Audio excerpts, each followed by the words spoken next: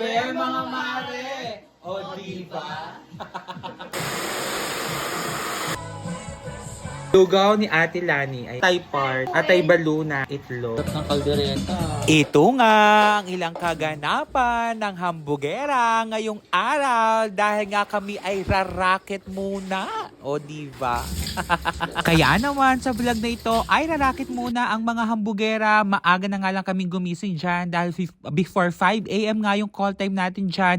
At ito nga ang ating first client ngayong taon. O diba? Dahil nga maagang gumising ang hambugera 4:30 AM nga, ito nga taga-ayos na nga muna ako ng ilang mga gamit. At maya-maya nga lang din ay dumating na nga itong ating first client ngayong taon. Ayan nga ay si Ma'am Ana Louie. At nagpabook nga sa mga hambugera si Ma'am Ana Louie dahil nga siya ay aabay ngayong araw. And for today's video ay isa-share na nga lang din namin sa inyo kung ano nga ba yung mga preparations na aming ginagawa. Medyo basa pa nga yung hair ng ating client ngayon kaya naman minekos-mekos muna ng hambugera. At nung medyo tuyo na nga yung hair ng ating client, nakita nyo naman na nilagyan ko nga muna ito ng konting spray net. Tapos ay binulower ko ulit para nga maganda yung pagkaka-hairstyle natin mamaya.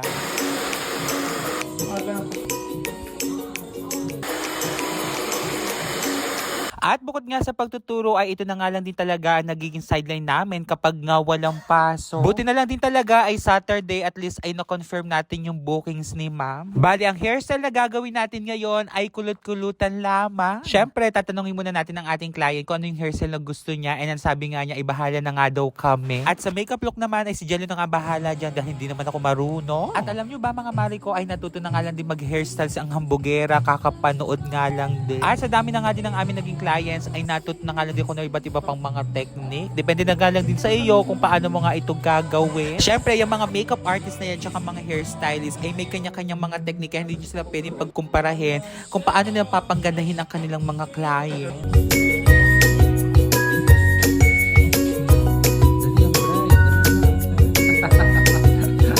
At sa part nga na ito, mga mari ko, ay tinanggal ko na nga lang din isa-isa yung mga clip. Ayan, at sinusuklay ko na nga ito. Bali, ang ginagamit ko nga dyan sa pagsusuklay na yan, yung medyo malaki ang ngipin para nga makita mo yung pagka-wavy ng hair na ating ginawa. Tapos, ikaw na bahala kung paano mo isa-set ito, kung paano mo iayusin. Tapos, lagyan ko lang ng mga spray net para nga matanggal yung mga chest mess. Tapos, kinilip ko na lang din yung isang side niya para at least ay mas maganda at mas kita yung earrings na ilalagay ni ma'am. At simple lang ang atake ng mga hambugera ngayong araw, pero nanlalaba.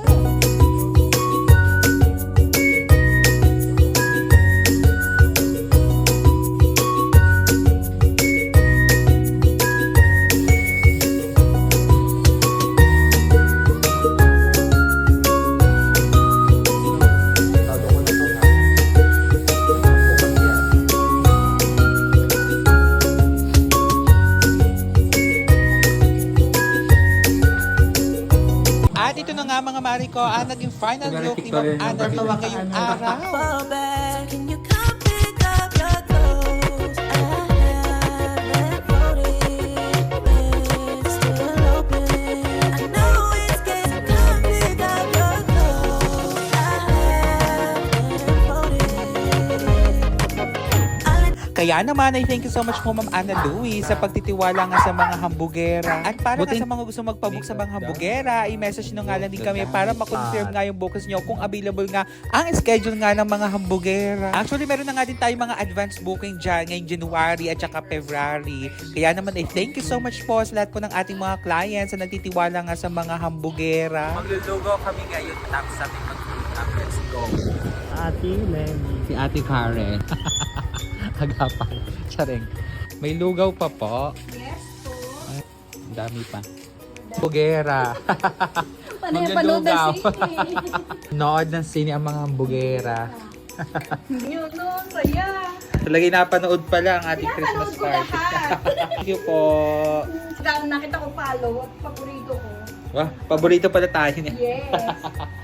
Ang pinakamasarap na lugaw dito. Lala. Pag wala Grabe mga mare. Lugaw tayo kay Ate Walang Lani. Lugaw ni Ate Lani. Ayan. Kain tayo. Atay part. Balunan. Atlog. Mura lang dito. Bawang. Sileta ko na din yun. Punong-puno naman eh. Pupin mo na para no. O result na agad. Pag nga, alas 7 na, wala na, paubos na. Ang sisig. Ito, ano to? Adobo. Ito, kaldereta. Ay! Sarap ng kaldereta. Ang luto. Kaya naman, dito na nga nagtatapos ang vlog ng Hambugera ngayong araw. Just keep on watching. Bye!